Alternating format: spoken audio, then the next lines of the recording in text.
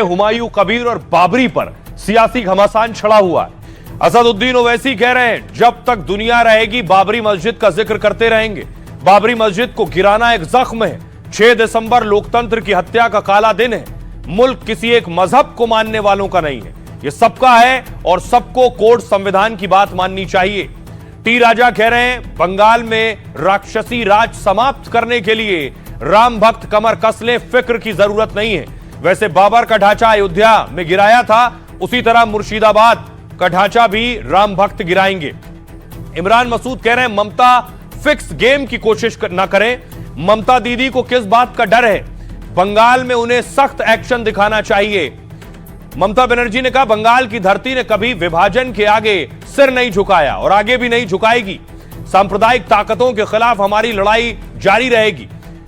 शत्रुघ्न सिन्हा कह रहे हैं चुनाव से पहले बंगाल में बाबरी मस्जिद का शिलान्यास सूबे में तनाव फैलाने और माहौल बिगाड़ने की साजिश है और सबको पता है कि इसके पीछे कौन सी पार्टी है।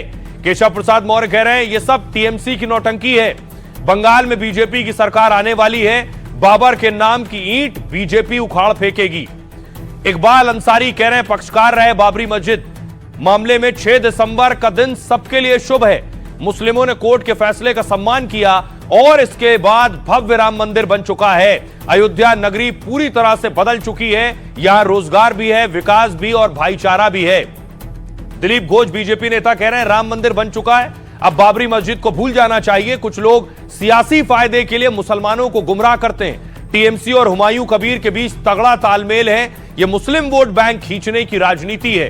साध्वी निरंजन ज्योति कह रही है ममता बनर्जी जानबूझकर भड़का रही हैं, सिर्फ दिखाने के लिए विधायक को बाहर कर दिया है और वो नई बाबरी के साथ हैं और खुद उकसा रही हैं। आइए अब आपको सुनवाता हूं, सुनिए जरा सियासतदान क्या कह रहे हैं। अजीब माहौल है, इंसाफ की बात करते हैं और एक मॉब वहां बल्कि हजारों की तादाद में लोग जमा होकर मस्जिद को शहीद कर दिए और कोर्ट ये फैसला देता है कि हम किसी को भी मुजरिम नहीं करार दे सकते। हमको मुत्तहदा तौर पर अपनी इबादत गाहों की हिफाजत करना है कि भारत के राम भक्तों को ले जाकर बाबर का नाम जिस प्रकार से अयोध्या में मिटा दिया गया था, वैसे ही बंगाल भी राम भक्त जाएगा और बाबर के नाम की बनी हुई मस्जिद की एक एक ईंट को समाप्त भी करेगा। आज पूरे भारत का राम भक्त यहां संकल्प ले रहा है। तमाशा जो हो रहा है मस्जिद इबादत के लिए है, मस्जिद सियासत के लिए नहीं है। सियासत का अखाड़ा मत बनाइए।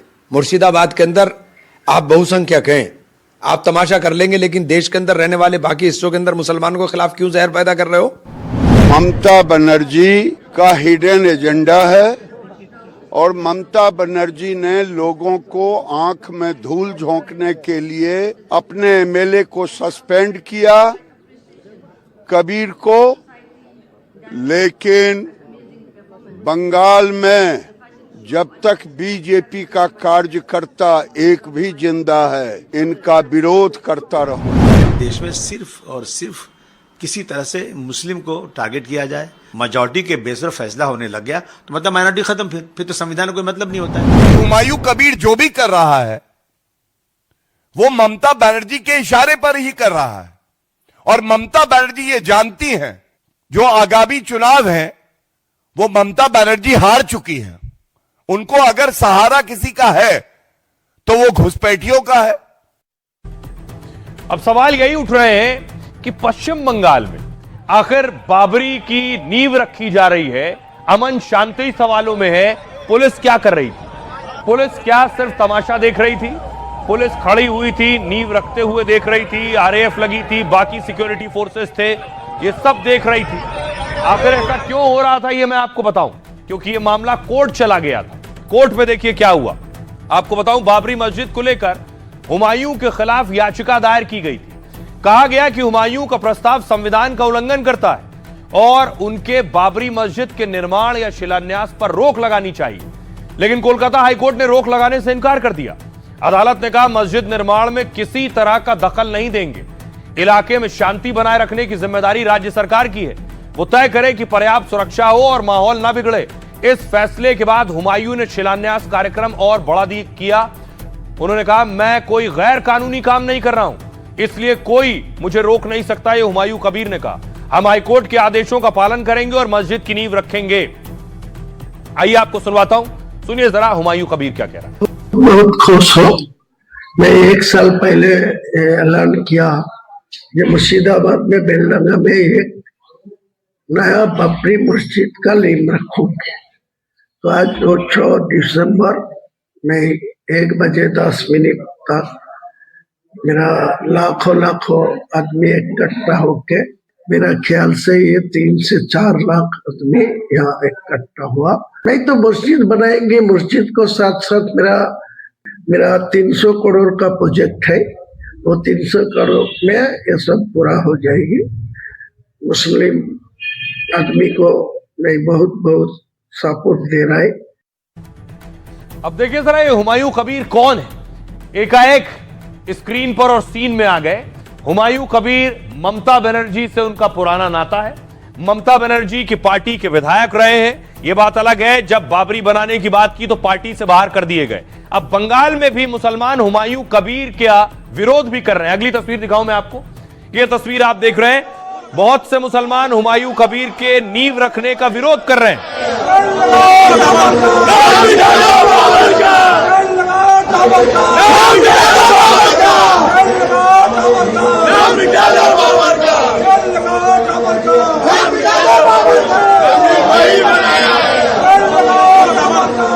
दूसरी तरफ बहुत से वो लोग भी हैं जो हुमायूं कबीर के इस एक्शन के बाद मिठाइयां खिला रहे हैं, एक दूसरे का मुंह मीठा करा रहे हैं। हिंदुस्तान जिंदाबाद, भारत माता की जय। देखिए आपको बताऊं कि आखिर हुमायूं कबीर, जो तस्वीर अभी मैंने आपको दिखाई वो अयोध्या की तस्वीर थी, और अयोध्या में लोग जो राम मंदिर के हक में थे वो एक दूसरे को मिठाई खिला रहे थे। जो हुमायूं कबीर कभी ममता के करीबी और भरोसेमंद थे, टीएमसी के टिकट पर ही मुर्शिदाबाद के भरतपुर से विधायक हैं हुमायूं कबीर, और ममता सरकार में हुमायूं कैबिनेट में मंत्री भी रह चुके हैं। उन्होंने अब खुलकर ममता के खिलाफ मोर्चा खोल दिया है। बाबरी मस्जिद के ऐलान और बयान पर पहले ममता ने पार्टी से हटाया इन्हें, तो हुमायूं ने ऐलान कर दिया कि 22 दिसंबर को बड़ा धमाका करूंगा, मैं अपनी खुद की पार्टी बना लूंगा और दिखाऊंगा कि हुमायूं की ताकत क्या है। मैं बंगाल विधानसभा चुनाव में 135 सीटों पर उम्मीदवार भी उतारूंगा। तो चुनाव नजदीक है, बाबरी की नींव रख रहे हैं, केवल नजर चुनाव पर है, कैसे मुसलमानों के वोट हासिल कर लूं, इसी बहाने शायद मिल जाए। और टीएमसी और बीजेपी दोनों के खिलाफ चुनाव लड़ूंगा, हुमायूं कह रहे हैं। हुमायूं को बंगाल में बड़ा मुस्लिम नेता माना जाता है। मुर्शिदाबाद में 70% आबादी मुस्लिम समुदाय की है। हुमायूं को सभी बड़े दलों के साथ काम करने का अनुभव भी है। देखिए जरा, सियासत की शुरुआत हुमायूं ने कांग्रेस के साथ की थी। 2012 में ममता बंगाल की सीएम बनी तो वो टीएमसी में आ गए। 2015 में ममता विरोधी बयान के चलते टीएमसी से निकाल दिया गया। 18 में हुमायूं बीजेपी में शामिल हुए, लोकसभा चुनाव लड़ लिया। हुमायूं सांसद नहीं बने लेकिन अपनी मजबूत पकड़ बनाई और 2 साल के अंदर दोबारा ममता बनर्जी के साथ आ गए।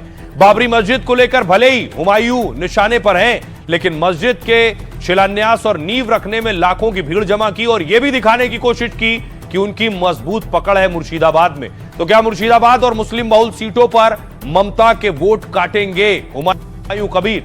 आइए आपको सुनवाता हूं, सुनिए जरा हुमायूं कबीर क्या कह रहे हैं और मुख्तार अब्बास नकवी क्या कह रहे हैं। मेरा साथ जो किया, आज मुख्यमंत्री आम जनता को पैसा लेके कोई जगन्नाथ मंदिर बनाते हैं, कोई हिंदू लोगों को दुर्गा पूजा में अनुदान दे रहे, और कुछ मुसलमान के वक़्फ़ के पैसा में 3000 रुपया वो इमाम को भत्ता दे रहा है और मर्जियन को 15,000, और टोटल दोनों मिलके 54 हो रहा है।